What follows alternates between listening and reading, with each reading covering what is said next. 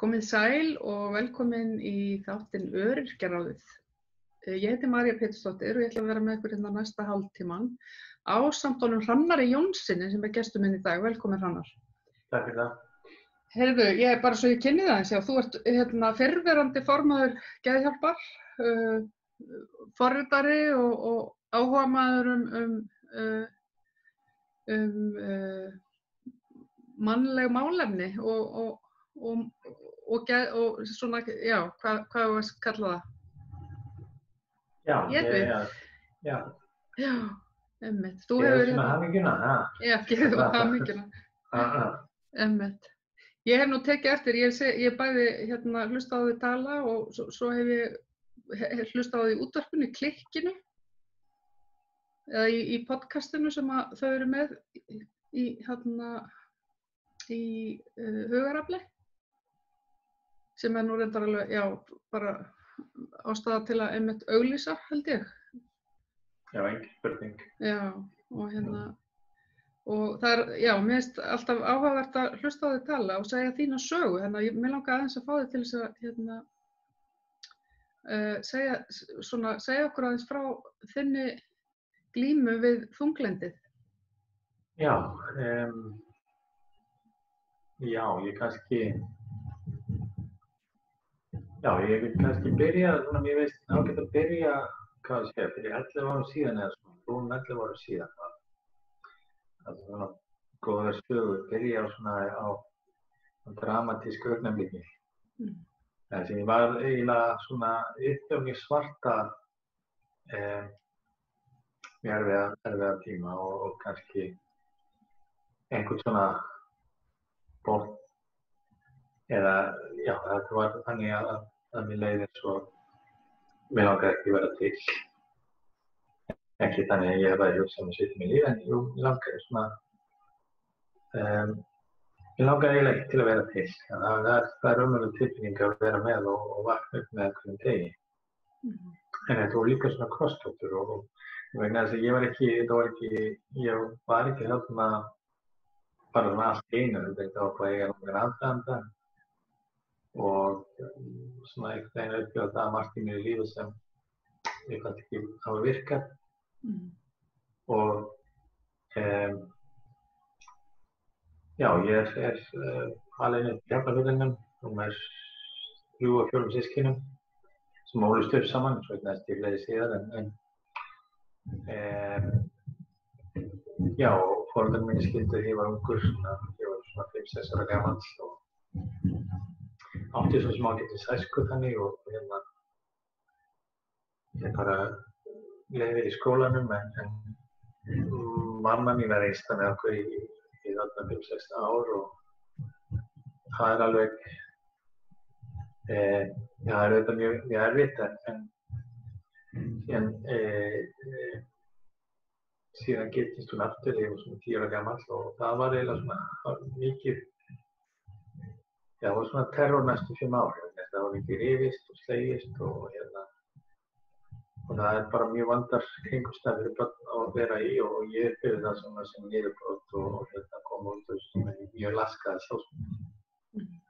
Flyttum síðan til Húsavíkur þegar við skiptum og ég og yngri systir mín og voru þar í 3 ár þegar ég allavega. En sko utan að frá séð þá kannski virkaði ég alveg allt í lagi, lífsglaður og allt það nema ég fór kannski að svona áfengi var eitthvað svona sem dró mig til sín. Eins og margir hafa kynnst og ég held að það sé líka mjög tengt þegar fólk er með svona brotna sjálfsmynd að þá mjög auðvelt með að finna svona eitthvað sem hrókaleiðir, já. Eitthvað til að slá á, eitthvað til að láta manni líða aðeins betur. Hvað er það? Bara að deyfa sig. Já, deyfa sig, já. Og það var þessi tilfinning að ég væri, eitthvað að mig, ég væri ekki nógu góður, það var svona brotið sjálfsmynd að fólk gæti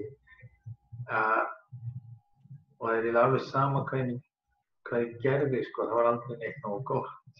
Það var líka þessar ofboðslega kröfur og þessar væntingar sem maður fyrir að gera til sjálfsins sem maður getur ekki staðið undir. Og tvítið þá kynntist ég hugsunarstarfi og fór að breyta heiminum. Og það ég skulle segja. Og það var auðvitað svona ákveðin, í því var líka svona ákveðin flótti. Alltaf getum við sagt svona í kringum 30-aldurinn að þá var ég svona kominn að stíga yfir þessa línu sem segir að maður sé klínísku línu. Það er orðinn tunglyndur en það var samt engan veginn tilbúin að kalla það til nafni. Og maður getur alltaf sagt,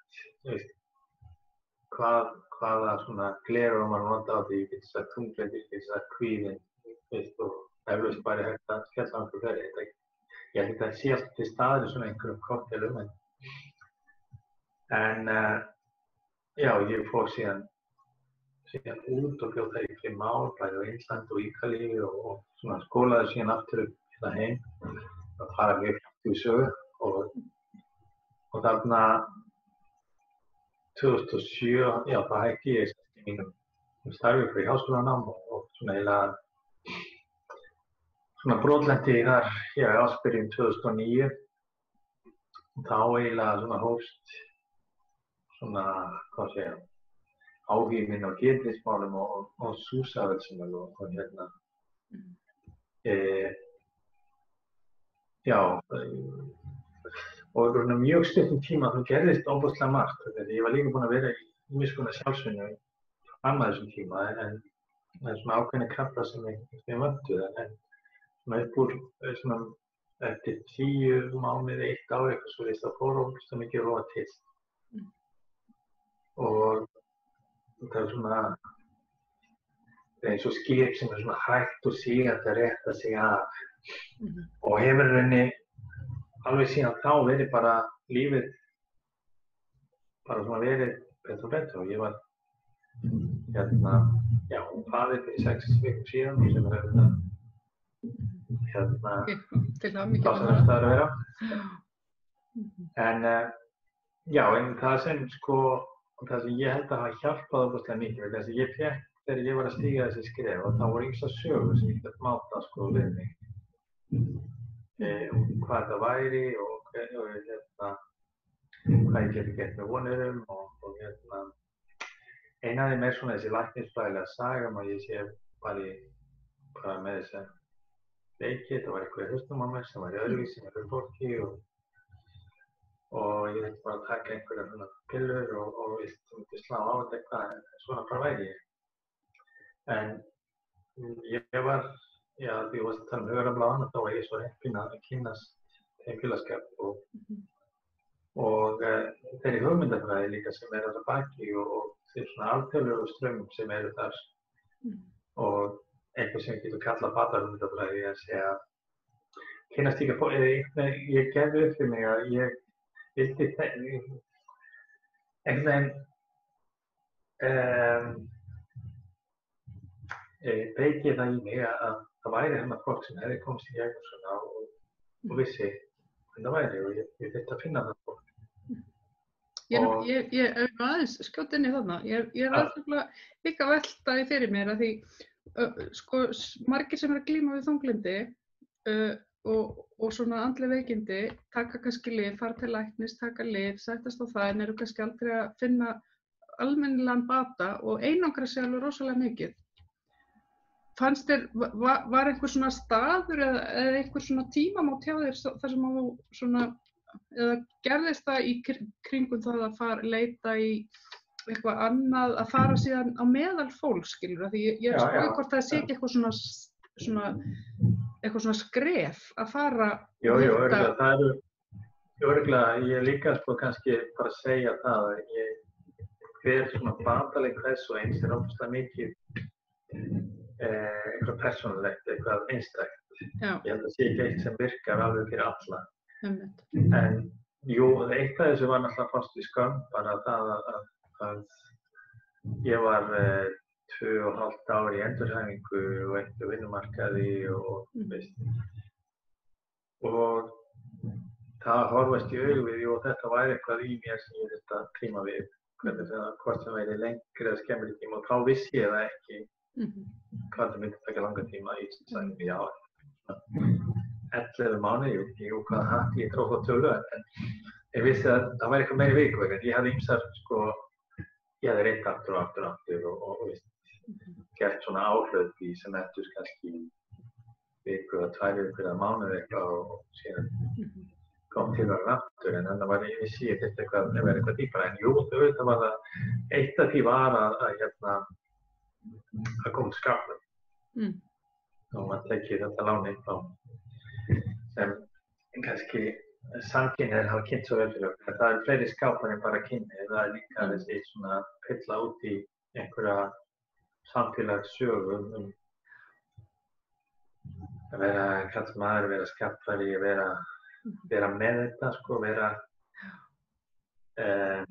já, eitthvað svoleiðis, vera ekki einn af þessu veiku og jú, þetta er svona skömm, já, kostið það var, og eitt af því stærsta var það bara að tala það, segja frá og það var svo áhugavert og líka í þessu, ég held, sko, varðandi þetta, varðandi þunglyndi og kvíða, eitt af því sem við erum að, sko, þurfum að tala er tenging. Þessi tenging og við, sko, er mjög margt, og við tengjum sjálfan sig við aðra, við fólkið sig, við náttúruna, við merkinguna í lífi sínu, að vera að fást við hluti sem gefa manni merkingu, og það er fleira, sko, en maður týnir einhvers staðar á leiðinni og týnir maður þessi tengingu og ef maður heldur með lengi áfram að vera í vegferð þá verður maður að upplifa sig veik og maður verður veikur, það er ekki spurning. En já, það sem hjálpaði mér var það var hérna á þessum tíma vorum við með og ég held ég síðan það sem kallar geðfræðslu hugarheims, það sé að við fórum í skólann á 2002 og vorum að upplýsa okkar reynslu af þessu og þegar ég var búinn að segja söguna mína svona 150 sinnum þá fór þetta allt í einu eitthvað að líta betur út, sko, að bæði það að þegar maður upplifir svona erfiða hluti og erfiða tíma þá verður maður að koma alls konar eyður og ég fór svona líka að geta endurskoða aðeins svona líka að skoða bara hluti eins og mínu fjölskyldusögu vegna þess að mín fjölskylda er svo aðra með ýmsa hluti og ýmsa erfiða hluti og getur kallað trámi og áföll sem óuppgerðan sársauka sem skila sér áfram milli kynslóða og það var líka svona ákveðin léttir að sjá að ég var ekki einn að glíma við þetta, bæði það að það bara margar kynslóðar aftur í tíma og var alls konar fólk að eiga alls konar hluti og þá var ég bæði gegnum föðurækt og móðurækt og líka það að komast í sambandi við fólk, sko, svona félagslega við fólk sem var að eiga við sömu hluti eins og ég og líka að gefa mér svona ákveðina hugmyndafræði, ákveðina sögum það af hverju ég væri svona að ég hefði gengið í gegnum erfiða hluti og erfiða hluti sem og já, en hins vegar ég gæti líka gert gríð og áfallavinna er eitthvað sem var óbúslega mikilvægt og ég tala áfall sem það íslenska orð svolítið, finnst mér að vera svolítið meira svona takmarkað sem fólk er að hugsa slys og snjóflóð og eitthvað svona en þetta er líka það að lenda sem barnin í erfiðum kringumstæðum eins og heimilisofbeldi, alkohólisma eða einelti og það er fleiri hlutir. Og fólk, og það erfiða við þetta er þegar fólk lokast inn í þetta, lokast með skömmina inn í sér og þú getur aldrei afgreitt þennan sársauka og síðustu 20 árum er óbúslega mikið búið að vera að gera eða svona varpa mikið meira ljós á því hvernig þetta gerist og hvað það hefur mikið að segja ekki bara með svona geðræna heldur líka bara sjálfsvíg og fíknihegðun og eins og alvarlega offitu eða já og fleiri hlutir, sko, sem þessu fólk svona fer að svara óeðlilegum kringumstæðum. Og já, það sem þróast út í fíkn, að því fólk er einhvern veginn að reyna að deyfa ákveðin sársauka. Og svo þetta verður við líka að tala svona félagslegu hliðina, þannig að fólk sem býr við erfiðar kringumstæður, sem býr við fátækt og að það er svona viðheldur ákveðinu. Ég naut svo fyrst þegar ég hlusta á það tala, það er alveg satt í mér þegar þú sko lengi að þú talaður valdaleysi einstaklingsins, bara sem að bara gerði það að verkum að hann yrði bara veikur. Já. Mér finnst þetta svo merkileg nálgun, því þetta er eitthvað svona sem maður heyrir ekki.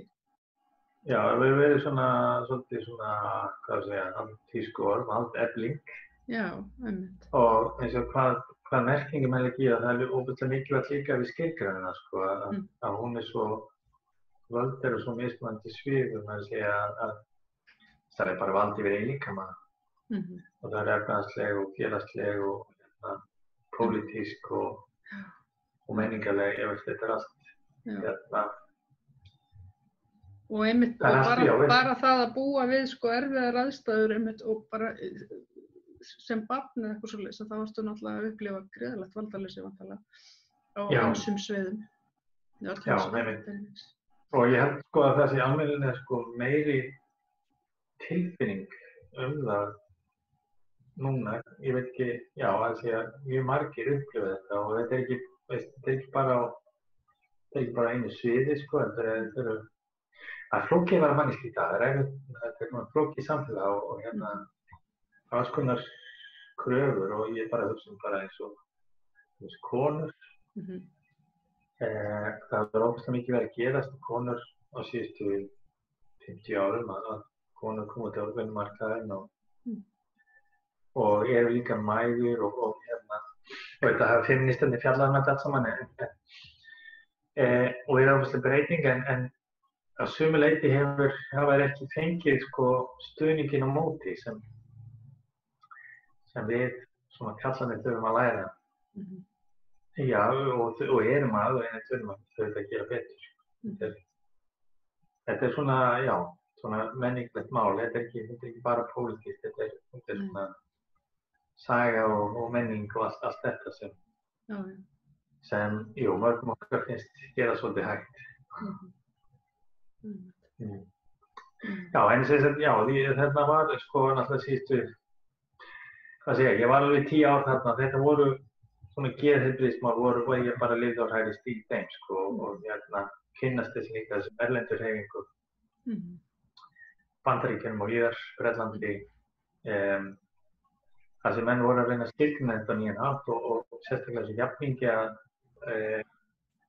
þessi jafningjarekna úrræðum sem voru að koma fólk sem við erum svona réttfæring kannski að það var nansisjónar að gera, sko, það vantar mikið upp á úrræði, það vantar fjármagn, það vantar skilning og sögu í þetta, sko, vegna þess að fólk, og tala fordóma, sko, að fólk heldur, þegar ég fór að skipta mér af, eða þegar ég fór að stíga inn í þennan heim, þá hélt ég að ég vissi eitthvað þetta og mín vitneskja var komin úr bókum, úr bíómyndum. En hún var mjög mörgan hátt, mjög svona, sjónarhornið var ekki alveg, var mjög skekkt, sko, bæði vegna þess að þetta var skrifað utanfrá, fólki sem hafði ekki sjálft upplifað að vera þarna. En það var líka heillandi að stíga inn í þennan heim, sko, það sem var óbúslega hræddur í, sko, áður en ég steig inn í stimplanir og hvað fólk finnst mig og allt þetta. Sem eftir á síðan er svona ástæðis oft en enga síður, sko, er eitthvað sem er komið líka úr okkur umhverfi einhvern veginn, sko. En að kynna svo þessu flotta fólki þarna sem eru að verið óbúslega fyrirmyndir og eru fyrirmyndir og lesa sögurnar þeirra og heyra sögurnar þeirra er bara vá. Þetta er eins og að sko Harry Potter á umhverfinu, veist, nei, það er skóli fyrir galdrafólk sem. Já, enda ásalega líking. Já, Já. Svo hefur við talað þetta með söguna þína og maður þurfa að finna einhvern veginn söguna sína og réttu söguna, það vantilega þá líka. Já, og slá eignarhaldi á söguna sína. Já. Að segja að það eru aðrir sem alveg tilbúin að segja þér söguna af hverju þú ert eins og þú ert og það hefur verið svona slagur með hreyfingar, þessar hefningarhreyfingar. Segja að vandamálið spurningin er ekki hvað er að þér, spurningin hvað kom fyrir þig. Og það er að hafa vald á sinni sögu sjálfur, ekki láta aðra skilgreina fyrir sig og það er ofboðslega valdefni þegar maður skoðar það saman. Og það er þetta að segja, til dæmis þegar einhver segir að það eru margir innan sem hafa inn í greiningar og svona, það er bara eina sagan sem fólk fær út með þessa greiningu og allt sitt líf skipt út frá því. En það er saga sem einhver annar láta þeim á. Ef ég hlustað á bara haft á sögu, þá væri ég ekki það sem væri í dag, þá væri ég bara, ég gæti verið einhvers staðar mikið veikur. Já, einmitt. Og ég held að þetta sé heldur ekki bara eitthvað, þetta er svona eitthvað sem getur þróast í. Og fyrir mig, mér veist svona eins og ég þetta skrúfa margar litlar skrúfur, þetta var ekki bara ein stór skrúfa, þetta var svona hér og þar og svona skrefa. Já, einmitt. En þú ert búin að vera duglegur að fara og ert að fara, þú ert ennþá í bara, ég sá auglýst eitthvað í Bataskólanum líka, getur það ekki verið að þú hefur... Jú, ég var, Bataskóli var verkefni sem var sett á fót af Reykjavíkur borg. Já. Og svona var nýtt úrræði, svona menntaúrræði þetta og ég hef verið að kenna það námskeiðin. Ég svona tók mig ég hætti sem formann í geðdeild fyrir ári síðan. Og svo var að koma barn og svona, ég svona að einbeita mér að því. Því það er svolítið stórt verkefni og mikilvægt. Og að því að maður er búinn að vera að kafa þessum maður veit ég hvað þetta er mikilvægt, svona sérstaklega fyrstu árin. Ég vil svona gefa mér svona sem mesta líkur á því að gera það vel og síðan er ég í fullu starfi og þessi fæðingarorlofi akkúrat núna, þá mun ég ekki tala um það. Og svo er það senna, en ég er síðan í fullu starfi þessu utan, það bara er. En svo ætla ég að sjá, síðan er ég svona að hugsa mig í gang, vegna þess að ég veit líka bati og lífsgleði og allt þetta, líka finnst mér að vera, maður þarf að vera svona pluggaður inn félagslega, það segja eiga sitt stuðningsnet og annað sem, ég líka nefnt fleira, eins og ég var í 12 samtökum sem heitir Kóta, sem meðvirkni, ég þurfti líka að svona líta á þann part, læra að segja nei og segja mörk, þetta er allt svona. Heldur að það sé svona gott fyrir fólk sem ætlar að ná bata að taka 12-sporusamtök í leiðinni eða fara í eitthvað svona prógram líka, 12-sporuprógram? Ég veit það hjálpar mörgum það eru margt í því það er ekki, þetta heitir 12-sporusamtök og það vísa í 12-spor en það er ekki bara það, þetta er líka samfélag og þetta er fólk þar sem maður getur hitt fólk sem hefur upplifað viðlíka hluti sem maður tekið við og veit að maður er ekki einn og það bara hlusta á það fólk deila sinni reynslu og líka að síðan að fara að móta sína sögu, að segja sína sögu, það hjálpar. hjálpa fyrir markið, sko. Þetta er auðvitað spurning að finna sína leiðir, sko. En það mætti alveg vera fleiri, sko. Já. Svo tala margir sköpun líka og þú hefur talað það líka. Já, algjörlega. Það er partur af því, já. Og það er þetta sko vald, þetta er vald til að skapa þitt líf. Og þegar þú ert í þeirri stöðu að finnast vera ofurseldur einhverjum öðrum, þá er það ekki þessi, þá hefur ekki vald til að skapa lífið. En auðvitað er þetta svona, við erum alltaf svona, takast á þessi spurningu alla daga, sko, hvernig getum við einhvern veginn dansa þennan dans. Og sumt við svona sem þjóðfélag að gera, samfélag að gera vel, en sumt við ekki að læra mikið betur. Ég held að við séum mikið betur eftir að læra hvað við erum mikið, sko, þjóð sem býður í mörgum stórum óafgreiddum ábyrgðum. Bara það, sko, að hafa 2-3 kynslóðir í mjög sára fátækt, sko, annan hátt en við erum upplifað í dag, sko. Ég veit að margir upplifað í dag og það er að breyst og við höfum svolítið sett fengið núna, mikið innflytjandi fólki sem er að koma erlendis frá, sem er að taka sér best launuðustu og erfiðustu störfin. Og það hefur svona verið ákveðin tilfærsla og það er líka hópur sem á svona minni rödd, svona að þeirra svona hugsa svona hluti þegar eftir þennan eldskoðan daginn og svona. Já, það svona undirstrikar það allt saman. En já, svo náttúrulega bara kreppan sem við erum að sigla inn í núna,